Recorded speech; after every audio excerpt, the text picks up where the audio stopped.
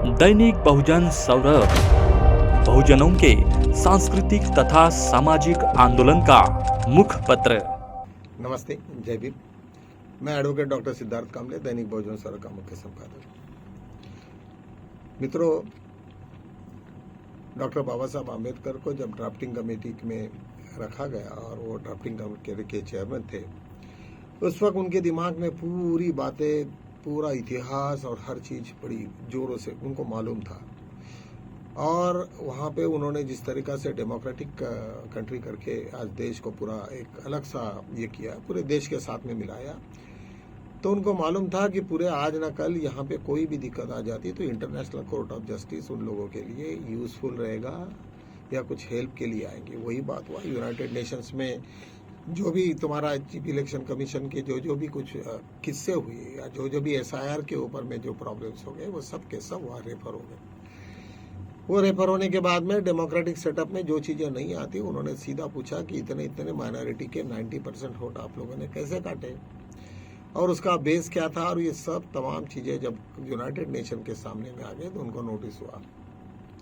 Notice chief justice को भी हुआ, चीफ इलेक्शन कमीशन को हुआ, गवर्नमेंट ऑफ इंडिया को नोटिस हुआ। कहने का मतलब क्या है कि तुम्हारे ऊपर में ये बात को ध्यान में रखना चाहिए कि जब भी कभी तुम इलीगल काम करोगे या कोई भी ह्यूमन राइट्स के अगेंस्ट में कोई भी जाएगा, किसी के फंडामेंटल राइट्स, हर सिटीजन्स के फंडामेंटल राइट्स है, right to vote is a fundamental right. तो जब उनको मालूम है कि ये सब है तो वायलेशन है तो तुम्हारे ऊपर पनिशमेंट भी है, दंड भी है। तुम्हें शायद याद होगा कि जिस तरीका से वेनेजुएला के ऊपर में अमेरिका ने हमला करके वहां के प्रेसिडेंट ऑफ इंडिया प्रेसिडेंट को लेके गए, तो उस वक्त जो चार्जेस लगे थे उसमें एक मेजर चार्ज था कि वहां पे इलेक्शंस में जो धांधली हुई थी उसका भी एक सब्जेक्ट था। कहने का मतलब जो भी कुछ हमारे यहाँ पे होता है या फिर यूनाइटेड नेशंस ने जिन लोगों को वीटो पावर दिया है, वो लोग भी तुम्हें कभी ना कभी दंडित कर सकते हैं। यूनाइटेड नेशन की वही एक संकल्पना है। मित्रों, शायद आप लोगों को मालूम नहीं होगा कि जब हम लोग कॉन्स्टिट्यूशन ऑफ इंडिया पढ़ते हैं और यूनाइटेड नेशंस के प्रियम्बल पढ़ते हैं तो हमें ऐसा लगता है कि ये डॉक्टर बाबा साहब आम्बेडकर ने ही लिखी है कि क्या। क्योंकि जिस वक्त 1946 के पास में 45-46 में जब ये कॉन्स्टिट्यूशन का ड्राफ्टिंग चल रहा था और यूनाइटेड नेशन भी उसी वक्त का है, एक साथ है, तो हमें जब देखते हैं तो मुझे तो बहुत बार ऐसे लगता है कि शायद यूनाइटेड नेशंस का भी जो कॉन्स्टिट्यूशंस में है वहाँ पे डॉक्टर बाबा साहब आम्बेडकर की भी कुछ भूमिका है या नहीं। क्योंकि यूनाइटेड नेशंस से या हो या कोई पूरे भी वर्ल्ड में उन दिनों में जो ब्रिटिश साम्राज्य था, तो ब्रिटिश साम्राज्य में बाबा साहब की एक बहुत ही बड़ी एक ये थी, पोज थी, और उन लोगों को मानने वाला बहुत बड़ा था। आप लोगों को भी शायद मालूम होगा कि जब कॉन्स्टिट्यूशनल डिबेट में कॉन्स्टिट्यूशन कमेटी के ऊपर में जब चेयरमैन को ढूंढने की बात कर रहे थे, बहुत सारे लोगों को यहाँ बुलाया गया, तो लोगों ने यही कहा कि तुम्हारे देश में डॉक्टर बाबा साहब आम्बेडकर होने के बाद तुम कहाँ इधर उधर जा रहे हो, जिनको बहुत अच्छी तरीका से यहाँ के सिचुएशन मालूम है। और सब फिर बाद में जो भी हुआ, गांधी जी ने उनको बोला कि भाई ठीक है, हमें बाबा साहब को बुला के ही देना पड़ेगा वगैरह वगैरह सब जो सिचुएशन है। लेकिन कांग्रेस तो उस वक्त काफी उनके विरोध में थी। कहने का मतलब बाबा साहब को सब मालूम था कि 2/3 मेजोरिटी के साथ में जब कॉन्स्टिट्यूशन में कुछ अमेंडमेंट भी करेंगे लेकिन प्रियम्बल को कोई छेड़ भी नहीं सकता। ये इस टाइप का है।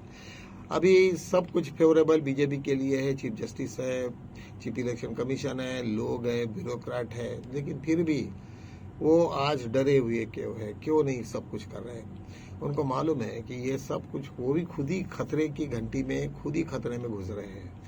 इसके पहले का जो टर्म था उनका, तब तो एब्सोल्यूट मेजोरिटी थे, वहां तो कोई अपोजिशन नहीं था, केवल कांग्रेस के 50 सांसद थे, बाद में तो सभी लोग उनको ये थे।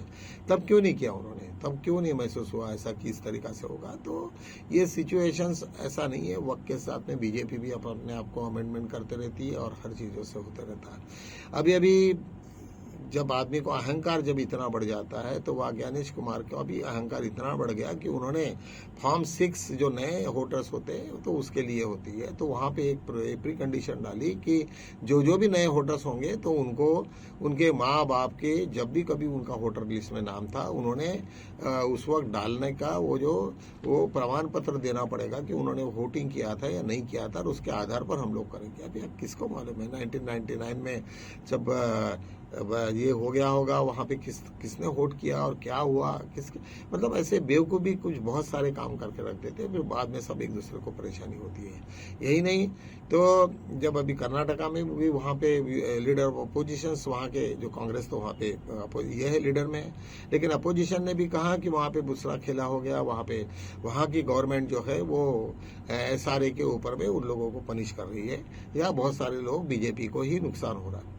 तो कहने का मतलब जब भी कभी हम लोग कोई क्राइम करते हैं तो तुम्हें एक बात को ध्यान में रखना पड़ेगा कि बुद्ध भी बार बार कहते हैं कि तुम्हारी जब भी कभी तुम इल माइंड से कोई भी काम करते, तुम्हारे दिमाग में कोई चीज़ होती है तो वो कभी सच नहीं होगी, वो किसी का भी लाभ नहीं कर पाएगी। जब तुम्हारा माइंड सफा है, तुम्हारे को मालूम है कि हमें सबको अकोमोडेट करना है, सब लोगों को लेना है, तो निश्चित रूप से तुम्हारा एक अलग कदम रहेगा। वो SRA के जो लोग जो के साथ में जितना खिलवाड़ हुई, जिस दिन दिल्ली सरकार हो जाएगी, खत्म हो जाएगी, तो पूरे के पूरे जितने भी यह पूरे देश में जितने भी हमारे स्टेट्स हैं उनका री इलेक्शन होगा।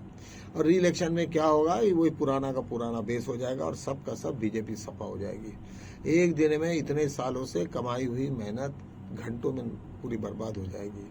बहुत ही डेलिकेट है। और मुझे एक बात नहीं समझ में आ रही, मैं बार बार ही सोच रहा हूँ कि वो ठीक है, नरेंद्र मोदी जी प्राइम मिनिस्टर है, सब लोग हैं, उनको तो सब बाहर के विदेशों में भेज के वहाँ पे जो भी सत्ता और पूरा पार्टी का काम करते हैं, मतलब जो भी बीजेपी का काम करती है, प्राइम मिनिस्टर के ऑफिस का काम चलता है। ये कैसे चलता है, क्या चलता है? क्योंकि एक आदमी को तो वहाँ ला के बैठा है जिनको कुछ समझता है ही नहीं, वो कितने पढ़े हैं तो उसके बारे में भी शंका है, शायद वो ग्रेजुएट तो है या नहीं, ग्रेजुएट के प्रश्न था, तो उनको कितनी समझ है, क्योंकि जिस प्रकार से वो हरकतें कर रहे हैं बॉम्बे और जहाँ पे विदेशों में जाके, उससे तो ये लगता है कि नरेंद्र मोदी जी को बहुत सारे इंटरनेशनल लेवल के ये जो मालूम नहीं है, सिस्टम्स नहीं मालूम, और बहुत सारे उसमें वो अपने खुद को हंसी करते हैं। कोई सब्जेक्ट के ऊपर में जहाँ हंसने का नहीं रहता वहाँ हंस देते हैं, वहाँ नहीं होने का तो करते हैं, ऐसे कुछ बहुत सारी हरकतें हैं। ये इसका एजुकेशन का फर्क पड़ता है। और मुझे लगता है कि जिस तरीका से पूरा चक्र चेंज हो रहा है तो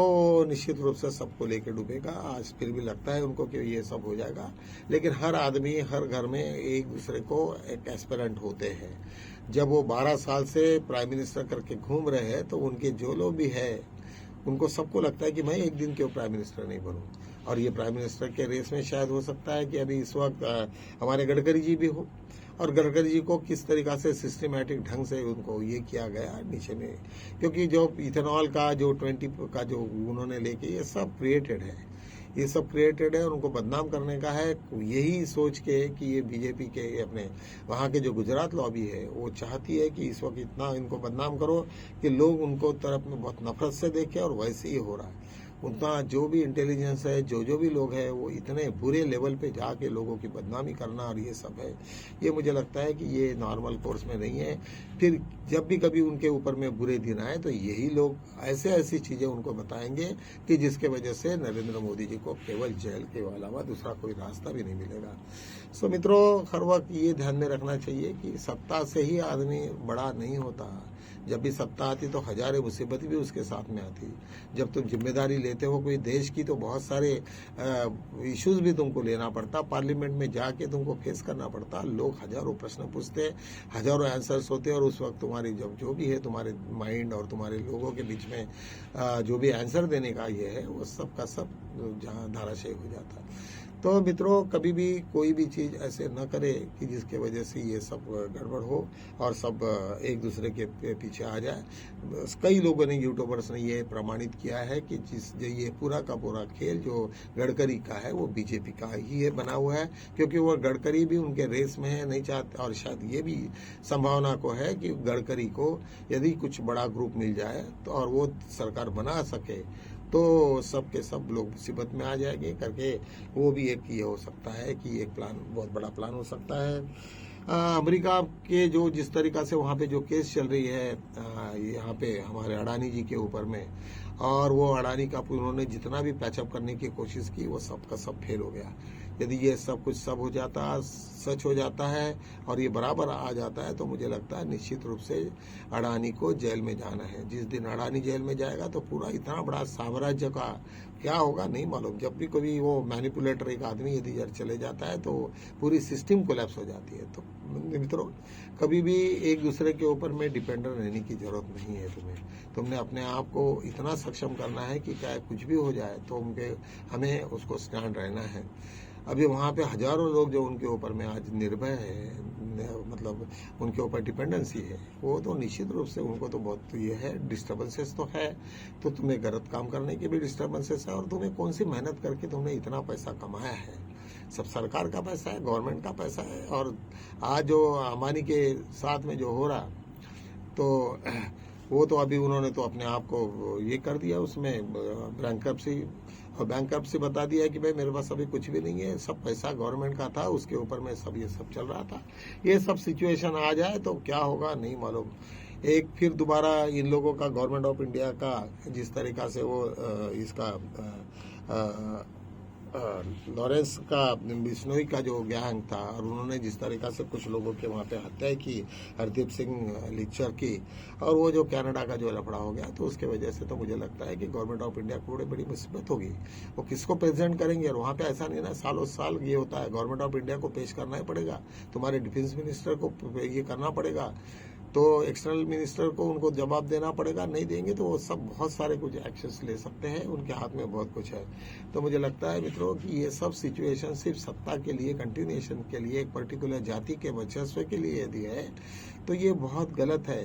ये कुछ नहीं होगा, उससे इंटेलिजेंस ही नहीं बढ़ेगी। आज जितना भी एजुकेशन इंस्टीट्यूशंस में तुम्हारे पीएचडी और ये सब है, यूजलेस, कुछ भी नहीं। बाहर का जो भी रिसर्च है उसके ऊपर में मॉडिफाई करते हैं ना। हम लोगों ने इतने साल से, हमारे यहाँ इतनी एनर्जी है, सोलर एनर्जी, आज हमें इतने सालों के बाद में, इंडिपेंडेंट के बाद में आज पता चल रहा 70 में कि हमारे यहाँ हम इलेक्ट्रिसिटी से लेके हर चीज सोलार से चला सकते हैं। मुझे आज भी याद है कि जब मैं 71-72 के बीच में जब स्कूल में था, तब एक आदमी ने वहाँ पे सोलार से स्कूटर बनाई थी, सोलार से ऑपरेटेड स्कूटर। मैंने खुद देखा मेहाड़िया चौक में। आज वो टेक्नोलॉजी को हम लोग विकसित करते तो शायद एक बूंद भी हमें बाहर से ऑयल और पेट्रोल लेने की जरूरत नहीं थी। करके यहाँ पे लोगों की मानसिकता ये सबसे इम्पोर्टेंट है। कुछ बनने की कोशिश करते ही नहीं, और करे भी तो भी लोगों को खींचने वाले बहुत आगे पीछे हैं। तो मुझे लगता है आज भी हम लोग देख रहे हैं कि जो भी ITS है तुम्हारे बीच में, वही कारपेंट्री का, वही इलेक्ट्रिशियंस, वही सब वही कोर्सेस, कोई उसका मतलब नहीं। पूरा सिस्टम बदल गया, अभी पूरा टेक्नोलॉजी चेंज हो गया, लेकिन हमारा पढ़ाने का मौका वो वैसी है। आज अभी हमें सब AI करना, तुम्हारी कंप्यूटर्स वगैरह का कई स्क्रैप हो गया। अभी तुम्हें जिस तरीका से, जिस ढंग से पढ़ना चाहिए वो सब चीजें आनी चाहिए। मित्रों, हमें अभी अपने देश को कुछ ना कुछ सुधारने के लिए या कुछ अच्छे करने के लिए हमें थोड़ा सा ऊपर का सोचना पड़ेगा। ये सब वही बातें हम घसीटी पसीटे लगेंगे, वही भगवानों की ये सब, इसमें हम अंधश्रद्धा में रहेंगे और हम अपने आप को डरे हुए महसूस करोगे तो मुझे लगता है कि आने वाले दिन भी शायद तुम्हें वैसे ही उसकी कीमत भुगतनी पड़ेगी और निश्चित रूप से तुम्हारा उससे उद्धार होना नहीं है।